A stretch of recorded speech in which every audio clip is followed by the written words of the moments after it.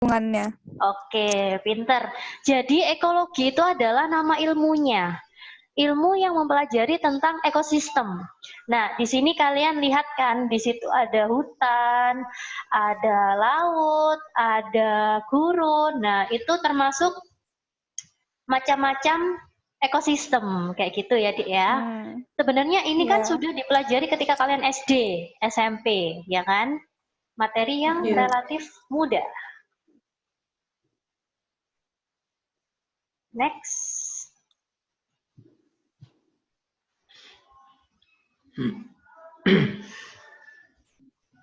Nah, di sini ada peta konsepnya. Jadi hari ini kita akan mempelajari faktor komponen ekosistem, yaitu ada abiotik dan ada yang biotik. Abiotik itu yang hidup apa yang tak hidup? Tidak hidup. Iya, kalau biotik lawannya ya, kalau biotik itu hidup. Nah, abiotik ya, ketika kalian belajar di SD, itu selalu dicontohkan abiotik itu batu, terus tanah, terus air. Nah, batu itu tidak termasuk abiotik ya. Jadi, batu itu tergolong benda mati dan tidak mempengaruhi ekosistem. Jadi itu yang salah selama ini. Jadi yang benar adalah abiotik itu tersusun dari air, tanah, udara, suhu, kelembapan, cahaya, iklim, seperti itu. Itu abiotik, penyusun yang tidak hidup. Kemudian kalau biotik, biotik itu ada 3 ya. Pada dasarnya makhluk hidup itu kan ada yang berfungsi sebagai produsen, contohnya apa? Organisme autotrof. Apa guys? Apa Dek produsen itu? Contoh produsen. Padi. Padi, oke. Kemudian banyak ya, semua tumbuhan itu adalah produsen. Karena dia bisa menghasilkan apa? Menghasilkan titik-titik sendiri. Makanan sendiri. Iya, bisa menghasilkan makanan sendiri, kayak gitu. Kemudian ada konsumen. Nah, konsumen ini adalah hewan maupun manusia ya. Kita bertindak sebagai konsumen. Kemudian ada yang namanya pengurai. Pengurai itu di sini dicontohkan organisme yang menguraikan si konsumen. Contohnya banyak ya, ada jamur, bakteri, kemudian apa tuh? Belatung ya. Nah, itu sebagai pengurai. Nah, dalam komponen biotik ini nanti akan membentuk suatu rantai makanan. Ya, proses makan dan dimakan organisme. Lalu kumpulan dari rantai makanan itu membentuk jaring-jaring makanan, kayak gitu. Sampai sini ada pertanyaan? Enggak ada. Oke.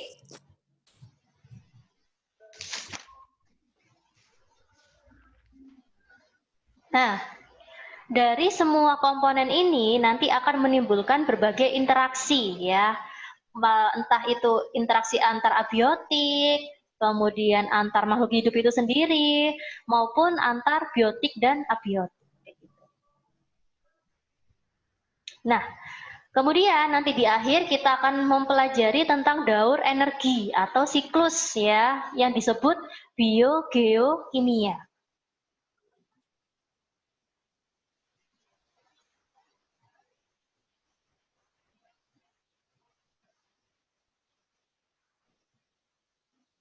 Nah, ini adalah pengertian dari ekosistem.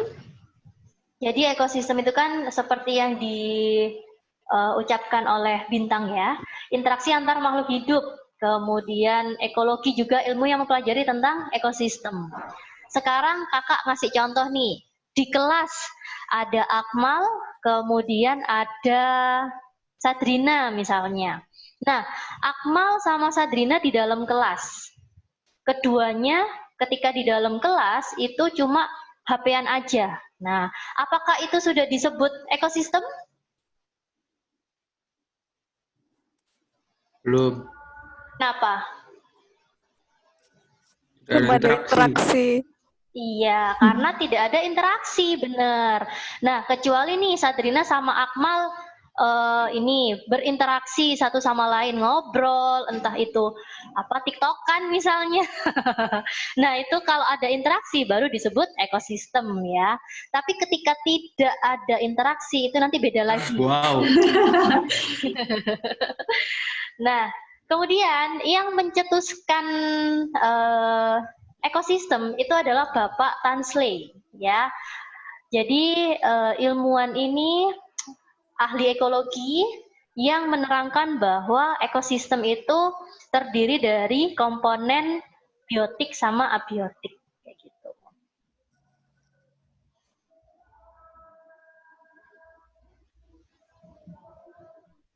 Nah, ini adik-adik ya.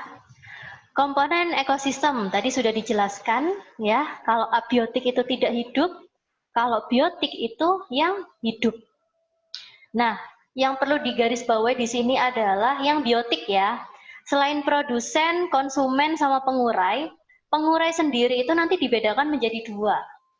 Nanti bakalan kakak jelaskan secara detail. Kita bahas yang abiotik dulu ya. Komponen yang tidak hidup. Yang pertama tanah. Tanah dalam ekosistem itu berfungsi untuk titik. Ayo jawab aja nggak apa-apa, jangan malu-malu.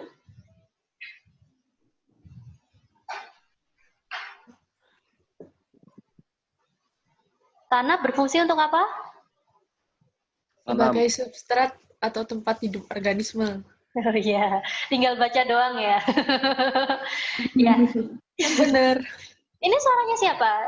Andin bukan Dalam sih? kita. Ya. Ya, oke. Oh. Ya. Jadi, tanah itu fungsinya untuk kehidupan si produsen itu sendiri ya. Jadi sebagai penyuplai atau sebagai media untuk pertumbuhan, kayak gitu. Kemudian air. Nah, air ini fungsinya untuk banyak ya. Jadi kalau air itu untuk ini, apa namanya, untuk metabolisme jika pada makhluk hidup. Bahkan tubuh kita pun itu tersusun dari air ya. Jelas banget kalau nggak ada air kita bisa hidup nggak sih? Milih. Enggak. Langsung enggak gitu ya, ngegas banget. Enggak bisa lah, Kak. Lebih baik nggak makan apa nggak minum? Enggak mau dua-duanya. Gak makan. Lebih baik nggak makan, oke. Lebih baik nggak makan, nggak minum, atau nggak ada wifi? Sama nggak ada kuota. Ribet ya. Oke, lanjut. Udara. Jadi, udara di sini sebagai komponen abiotik yang cukup penting ya untuk makhluk hidup. Karena udara itu kan tersusun dari berbagai gas. Ada nitrogen, ada oksigen, ada karbon dioksida. Itu semuanya berfungsi untuk kehidupan makhluk hidup. Gitu. Bahkan kandungan gas yang paling banyak di udara itu apa? Oksigen. Yang paling banyak? Karbon dioksida. Bukan. Angin. Yes, angin. Masuk angin. CO2. Salah. Terus. O2. Terus, ayo. Dua. Sedikit lagi. Asap. Bukan. Asap. Karbon monoksida. Salah. Ayo, terus. Nitrogen. Nah, nitrogen. Nitrogen. Oke, 2 juta rupiah. Tadi siapa yang jawab? Maila. Wow. Maila itu. Ya, Mailatun. Hai Mailatun. Nah, jadi nitrogen itu jumlahnya yang paling banyak ya di udara. Tapi manusia sama hewan itu tidak bisa menyerap nitrogen dari udara secara langsung. Nah, kemudian ketika kita tidak bisa menyerap nitrogen, gimana terusan? Padahal nitrogen itu kan fungsinya untuk metabolisme ya, untuk pertumbuhan. Jadi nitrogen itu kalau berada di dalam tubuh kita, dia itu berfungsi untuk pertumbuhan dia menyuplai protein atau asam amino. Nah, asam amino atau protein sendiri berfungsi untuk pertumbuhan kita. Nah, nanti caranya gimana? Tenang aja, nanti bakal Kak Ayu jelasin di siklus nitrogen.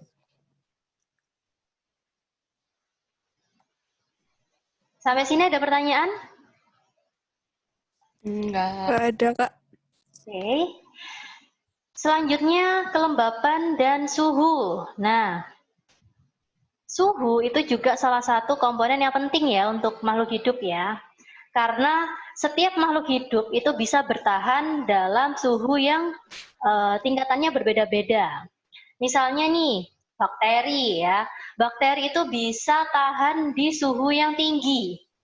Bahkan kemarin kan kita sudah belajar ya, materi bakteri.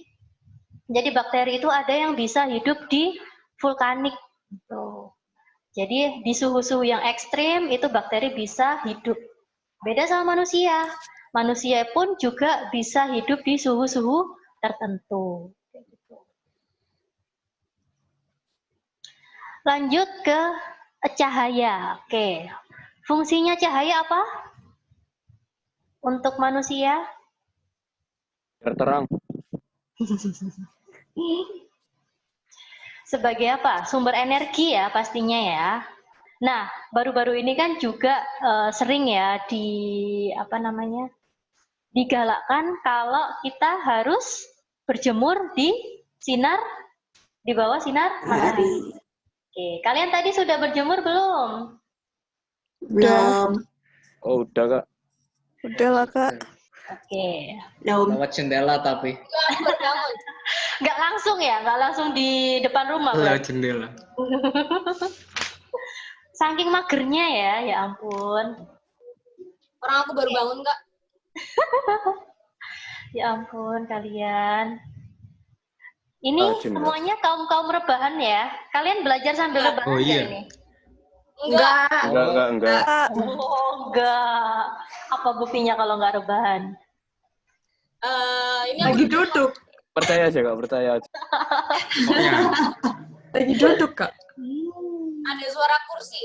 Oh iya, gitu ya. Oke, lanjut. Selain cahaya juga ada topografi. Nah, ini topografi itu apa sih? Itu tentang bentuk permukaan bumi. Iya, pintar. Jadi, permukaan bumi itu kan berbeda-beda ya. Ada dataran tinggi, ada dataran rendah. Nah, itu semua berpengaruh pada penyebaran makhluk hidup, tumbuhan atau hewan. Nah, selain itu juga menyebabkan cahaya atau intensitas hujan di setiap tempat itu beda-beda, kayak gitu. Lalu iklim yang terakhir. Iklim juga terbentuk atas interaksi komponen abiotik ya. Jadi iklim juga menentukan berbagai macam tumbuhan sama hewan yang tersebar. Misalnya nih, iklim, kita bahas iklim gurun sama iklim hutan hujan tropis ya. Kedua tempat tersebut kan jelas memiliki hewan-hewan dan tumbuhan-tumbuhan yang berbeda, kayak gitu. Contohnya kalau yang di padang pasir atau di gurun, hewan sama tumbuhannya apa? Kaktus. Unta, kaktus. unta. Kemudian kalau di mana ya? Padang rumput.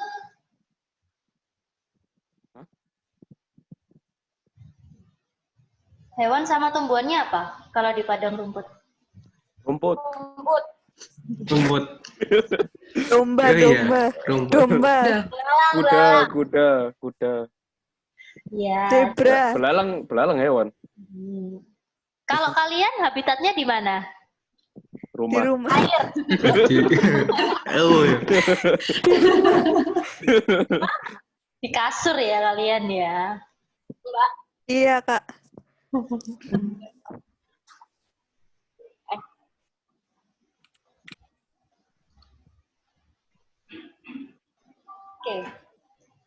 Lanjut ke komponen biotik. Komponen biotik tadi kan ada produsen, konsumen, sama pengurai ya. Yang pertama, produsen. Ingat ya adik-adik ya, produsen itu semua organisme yang dapat membuat makanan sendiri atau yang bisa berfotosintesis. Contohnya tumbuhan.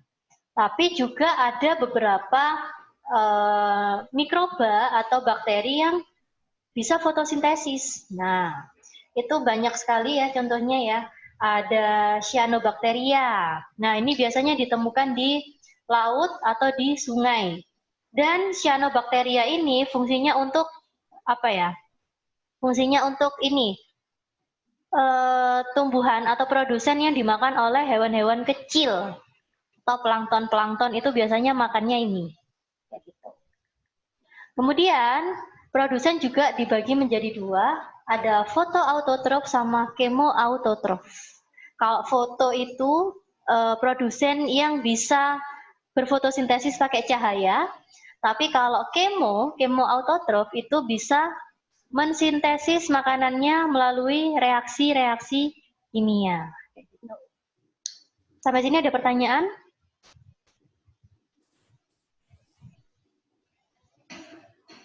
Nggak ada pertanyaan? Nggak ada. Enggak ada, Kak. Oke. Nah, selain itu, kalian lihat yang gambar bawah sebelah kanan, ada yang namanya bakteri Nitrosomonas. Nah, bakteri ini adalah salah satu bakteri yang bisa mengubah nitrogen sehingga bisa diserap oleh hewan dan manusia.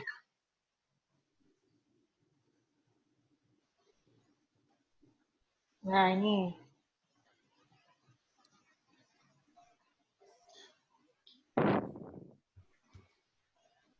Komponen ekosistem selanjutnya yaitu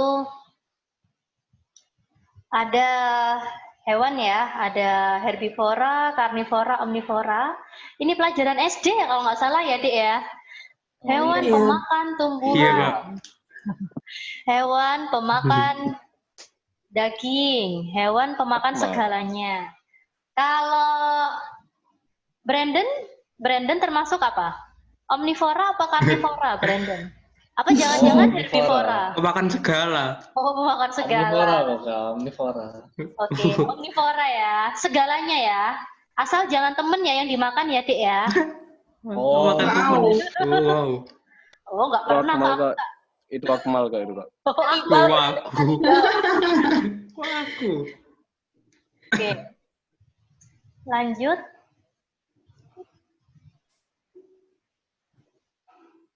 Nah, ini. Komponen ekosistem selanjutnya yaitu pengurai.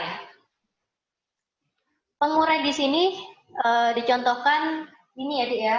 Ada hewan rayap, luwing, teripang, kemudian biasanya ada belatung. Nah, itu adalah organisme yang membantu dalam penghancuran jasad atau mekanik hewan atau manusia yang sudah mati atau sudah meninggal ya. Jadi diuraikan secara proses kimia seperti itu. Nah, beda nih sama dekomposer. Kalau dekomposer dia itu menguraikan sampah organik menjadi anorganik. Pastinya ini juga bermanfaat ya untuk tanah ya. Bakteri sama jamur. Nah, kemarin kita sudah membahas tentang kehidupan jamur. Kalau jamur sendiri itu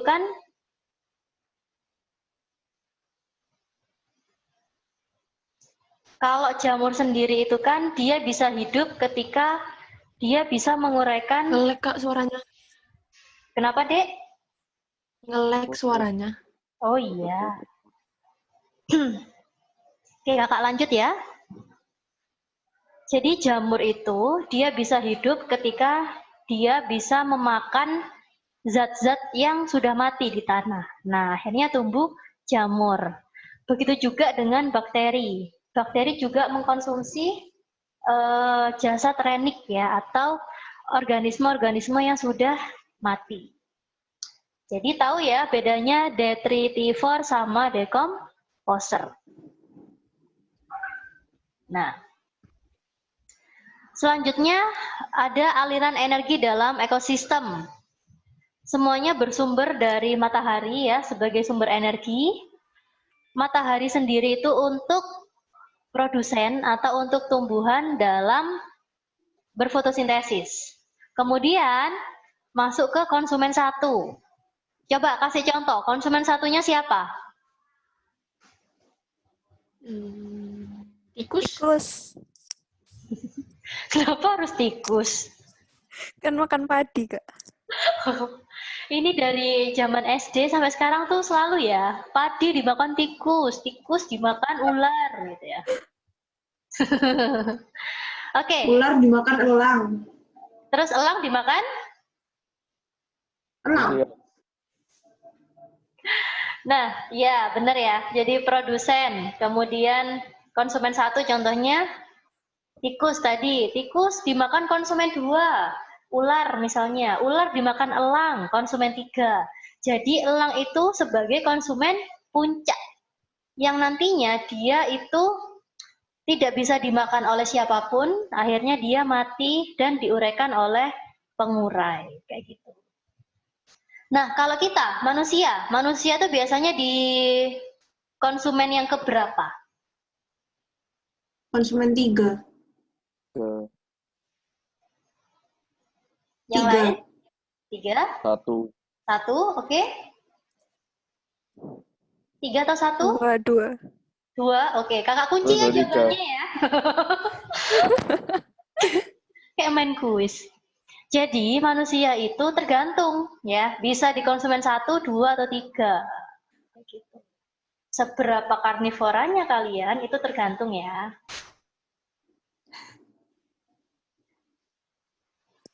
Lanjut ke tingkatan organisme. Oh ya, selama ini kalian dikasih tugas nggak sama kakak-kakak yang lain? Enggak. Dikasih. Enggak. Dikasih. Oh iya, Siapa dikasih. ya? Gitu, ya. Ayo, Kalian Kak. sama Kak siapa Kak Firman? Ada Tapi ngerjain satu soal. belum, Mal. Ya, Tapi yang nomor belum, 6 Mas. itu, Ta. Iya. Yang waktu Kan itu udah. yang di skip. Begitu. Kan sudah. Enggak dibahas. Enggak Dikasih tuh. Dikasih tugas. orang mepet waktunya kok. Oh ya, oke. Berarti Mali. nanti biologinya bakal kakak kasih PR ya, kasih tugas ya.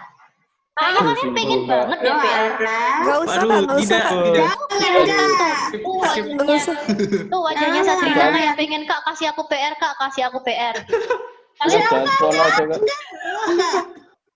Kalian kangen kan ngerjain PR biologi kan? Oke.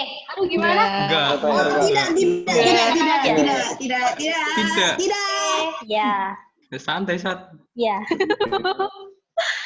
Kayaknya Abdul juga pengen dikasih PR deh, kelihatan Bill. Oh, kalau ambil kepengen kayaknya. Ya pengen banget. Akmal juga kan, Brandon juga kan. Tapi Ya kan? Oh, Enggak enggak. sih, kayaknya Kasih tugas semuanya juga. pengen sih, Kak. Semuanya Pengen pengen ya? kecuali aku. Oke, ya. Apa PR-nya banyak? Oke, ya nggak apa-apa. Oh, nggak mau. khusus Mela ya. Nggak mau. Kak, Terus Kak Ayu main kalau mandi aja. rumah jadi halu terus gitu ya, Kak? Ya ampun, Kak Ayu halo, ya Allah. Kamu siapa tadi yang ngomong kira-kira Ayu halo? PR tuh bener halu pol. Nggak apa-apa, biar kalian itu produktif di kamar, nggak rebahan aja, tapi ngerjain PR. Produktif kan. Ada pesan Produktif, gambar di Kak. mudahan. Ya biar Oke, lebih produktif produktif, aja, ya kan? Nggak bisa, itu akan merusak produktifan. Udah masak-masak loh Kak di rumah. Oh ya? Udah beres-beres kasur lo Kak di rumah. Mm-mm. Oh iya. Wow. Beres kamar. Oke. Jadi mbak gitu loh. Ya, tenang aja, nggak apa-apa. Nanti kakak kasih PR kok. Iya ya. Nggak usah Nggak ngegas usah, gitu. nggak Ya, ya kakak tahu. Iya. Oke, nanti ya PR-nya sabar ya. Dikumpulin ya Kak. Mm-mm. Nggak dikumpulin. Dikumpulin nggak? Dikumpulin. Nggak bisa, aku tuh nggak bisa ngerjain PR. Iya Kak, sibuk di rumah. Sibuk Nggak ada waktu. apaan? Nggak ada waktu. Urusin kucing, Kak. Sempit Itu banyak loh. waktunya, Kak.